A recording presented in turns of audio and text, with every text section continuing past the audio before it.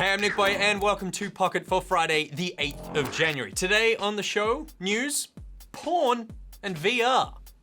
Though I know you're here just for the news.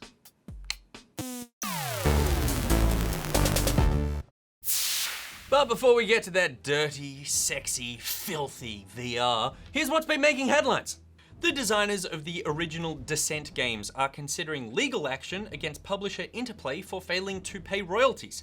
Speaking to Kotaku, Descent co-creator Matt Toshlog explained that he and his partner Mike Kulis still owned the copyright to the game, despite the fact that Interplay now owns the Descent trademark. Toshlog says, "We granted Interplay the right to publish the game and they paid us a royalty on each copy sold. However, Interplay has not paid Toshlog & Co. since 2007 and owe tens of thousands of dollars in royalties." Next up, and a system update is rolling out for the Xbox One, which, according to community figure Larry Major Nelson Herb, is a few behind-the-scenes bug fixes. Mysteriously, the company will not be releasing patch notes. So if your Xbox installs a small update next time you boot it up, congratulations! You're now part of Cyberdyne Systems' Global Defense Network. Yay.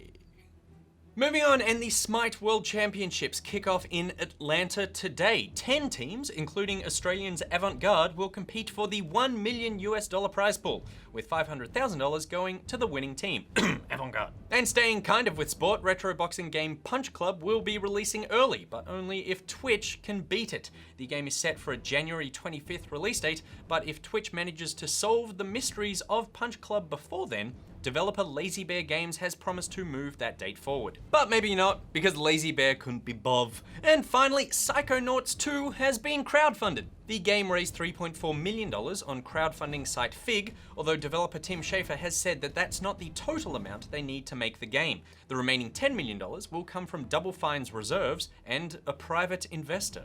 So congratulations, Tim, that mysterious millionaire, and all you lucky people on Fig who now own 0.3% of a game. Now, as you can tell, I'm joined by John, ladies and gentlemen. Hello. To discuss our last news story. John, I thought this one would be right up your alley. We're talking porn. In Pornhub's 2015 Year in Review, which I know you read, the company has listed the changes with regards to gaming console traffic. Now it shows that traffic shares on PlayStation are up to an impressive 46.9% from just 40% last year, and are down by 7.9% from 45.8% on Xbox. So pretty much, in terms of the amount of porn that's being consumed on consoles, PlayStation is winning at 46.9%, Xbox is 37.9%. What's your opinion on consoles and or pornography?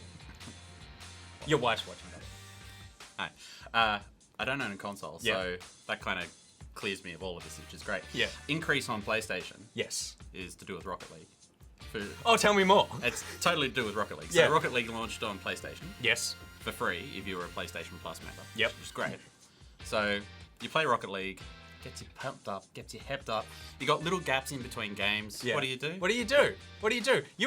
And Rocket League, from my experience, is pretty good at finding you a match. Like, it doesn't take too long. It takes about 30 seconds. That's all you need. Yeah. That's all you need. It's true. Interestingly, about this, PlayStation obviously killing it right now in terms of sales, as well as the amount of porn that people are watching on there. They've got like about 35 million consoles sold.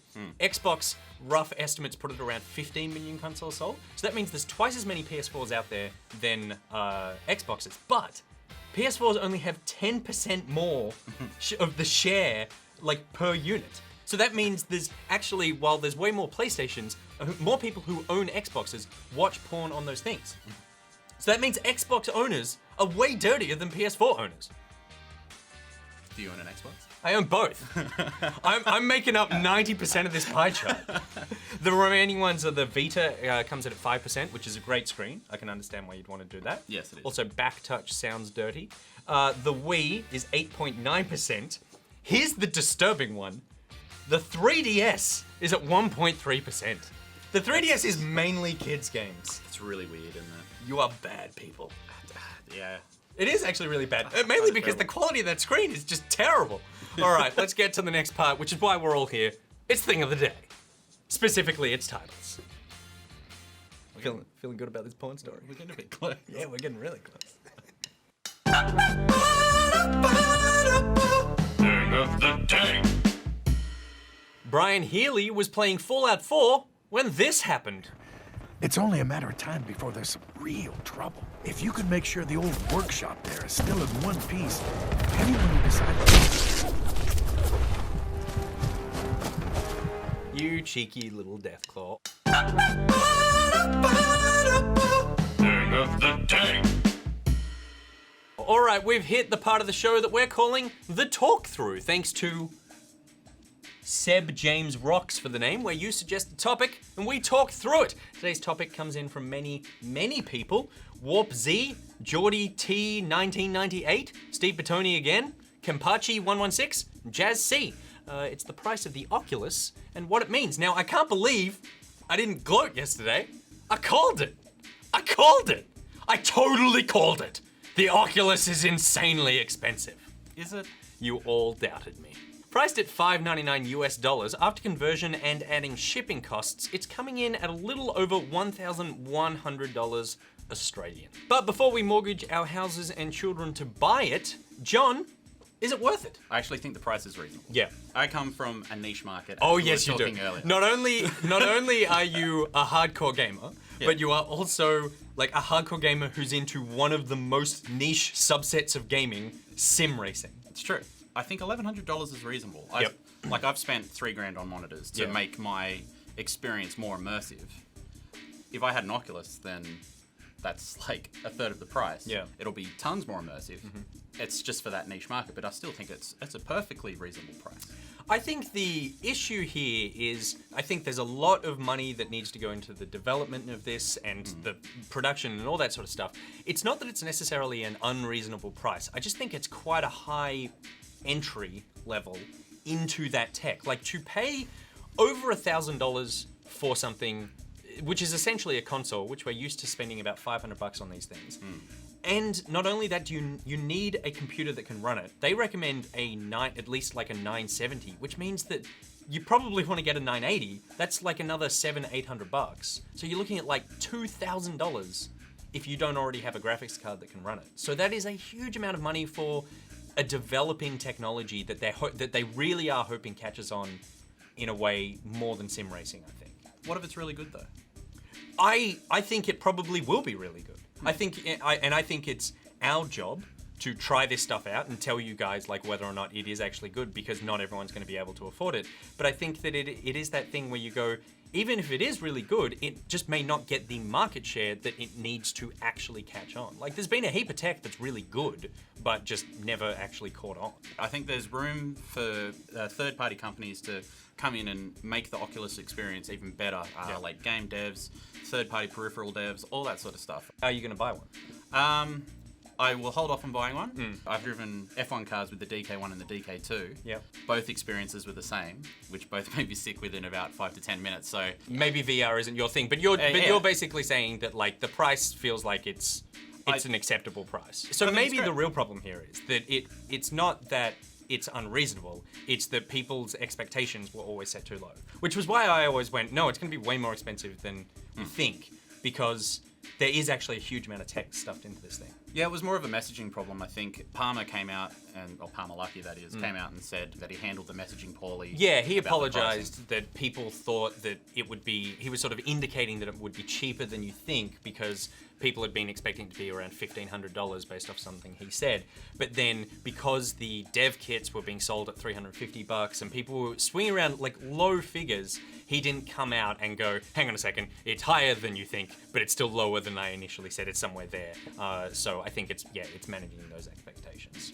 Lesser advanced technology in the DK2 compared to the retail version, though, apparently. Yeah, I think that the reason that they were doing that, there's that, and they were also just trying to get developers on to develop stuff, because if you don't have games, you got nothing. All right, that's it for the talk through today, but before we go, let's talk through what's happening for the rest of the year.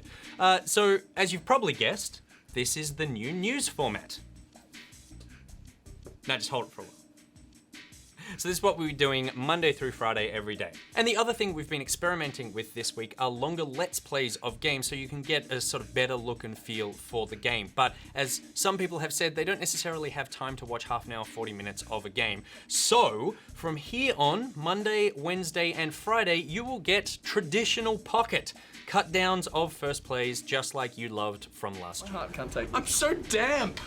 Punchy, to the point, occasionally dressed like a fisherman. But there are people out there who enjoyed the longer plays. What are we going to do with you? I'll tell you what we're going to do with you. We're going to satisfy you as well, because every Tuesday and Thursday, we're going to be doing live streams. So that is 3 p.m. to 5 p.m. Australian Eastern Daylight Time, or Australian Eastern Standard Time, whatever the hell's going on with the time zones. Sydney time, that's all you need to know. 3 p.m. to 5 p.m. Tuesdays and Thursdays. We'll be doing longer looks at stuff, so hopefully that sort of satisfies everybody. So come hang out during those streams or watch them when they're uploaded to YouTube later. All right, that's it for today's episode of Pocket My Pocketeers. What should we discuss on Monday? Let us know in the comments. And while you're on the internet to keep up on everything Good Game, check us out on Facebook, YouTube, and iView. Want to meet fellow Pocketeers? Then join the Pocketeers Facebook group and Steam group. You can follow Good Game on Twitter at Good Game TV. Follow Pocket at NichBoy, at Pierreth, at GG, and at Monkey. There are links to everything I just said in the description below. Today's Thing of the Day graphic was made by the glorious David J. Holland. Have you made a thing? Send it in. All right, until next week, NichBoy out. Edit Monkey out. GG, Edit Monkey out. John. Quiet! It's the end of the episode. No more talking. Oh yeah, because the porn conversation.